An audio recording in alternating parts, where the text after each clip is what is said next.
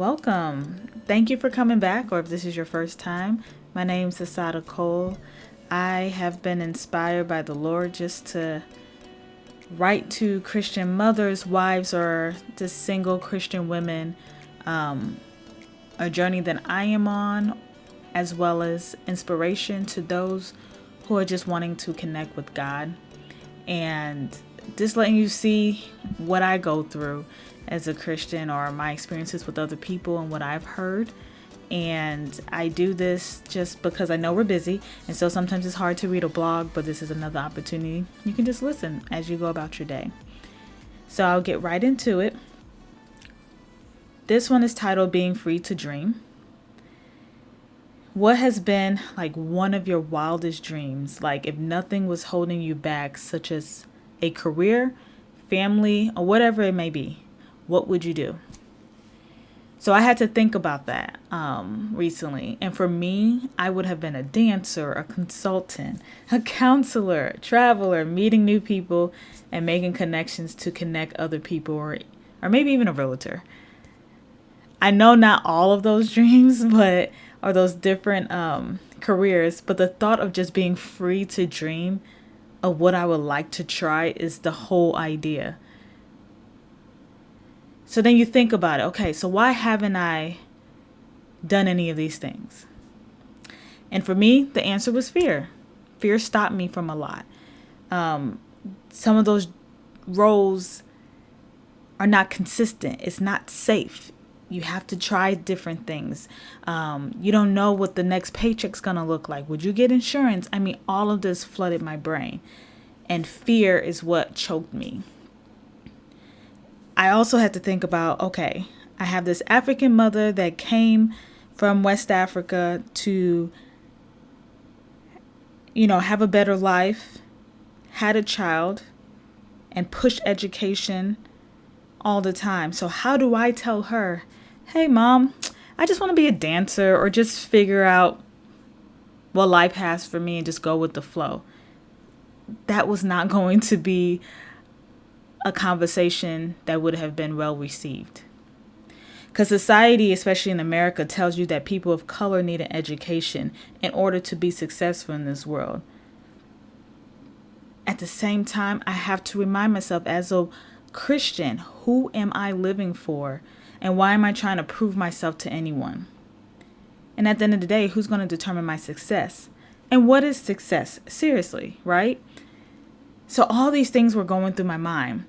And when I started hearing stories of people taking chances, a part of me wished that I was that brave, just brave enough to succeed or fail, to take that risk, not play it so safe.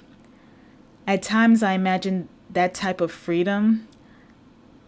I just need to learn how to let go of what I've grown accustomed to. I need to let go of what was taught to me. And I do thank God for Steve and bringing him into my life and how he thinks. Because Steve is more relaxed when it comes to a plan, where I'm the one with many plans. So when he changed careers, a lot had changed with it, which caused me to have to loosen my grip on my plans. And here's the crazy thing. So like at work, when I was working, I was very flexible. So if something changed within the department, I could go with the flow and adjust. But when something changed in my personal life, I would find myself stressing like, no, this is not going to flow with this plan. I got to change this. I have to move this, which caused so much stress on myself. I know that the journey that God has me on now is nowhere near over, because he has called Steve and I to step out of our comfort zone big time. There are a lot of unknowns, but what God has done in this past year of 2020 has reminded us that the world does not have the final say. God does. We are on a new path as a couple and as a family that I know will challenge us in a good way. We just have to remember who is in control. Now, will people say we're crazy? The answer is yes. I mean, yes, people will think we are crazy. Yes, it's going to be different. But God is going to use us to bring glory to his name. I can feel it, sense it. He has said it. And yes, it will be hard. I mean, when did he ever say it was going to be easy? But God did promise us that he will be with his children. And his grace is sufficient enough. So that's another thing I have to remember. During those challenging times, I have to remember God's promises. And remember what he has done for me in the past and what he's doing for me each and every day. And that's simply waking up. Okay. So those are the things you have to do for yourself to help you through tough journeys or tough paths. Having an avenue where you can, or even just like a plan of, okay, when I'm going through this, what I turn to the Bible, but do I know where I'm turning to? I go to God. Do I know what I'm going to him for? Am I spending time with the Lord? Am I rejoicing, worshiping him? You have to remember and get into a routine where you are solely relying on the Lord and not on yourself. So just be free to dream. Be free to walk in God's calling for your life. Many would not understand it, but God gave you the vision and not them. So it will be scary at times. So surround yourself with people willing to support you on this journey and give you wisdom. Allow God to be God and step aside and let him work. I hope someone is listening to this and is helping them or where they want to go next. God called me home. It was a struggle in the beginning, but now I understand part of why he's called me home, and I know there's more for me to understand as my journey continues. And it's a beautiful thing. It's a beautiful thing. And I'm very thankful that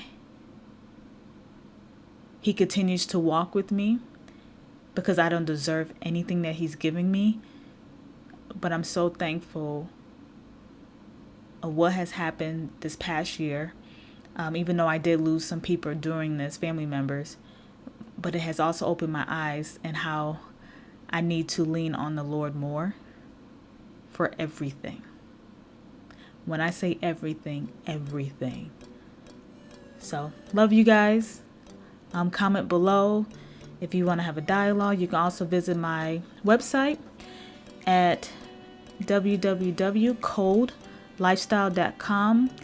That's COLED lifestyle.com. And hope to be in touch. Take care.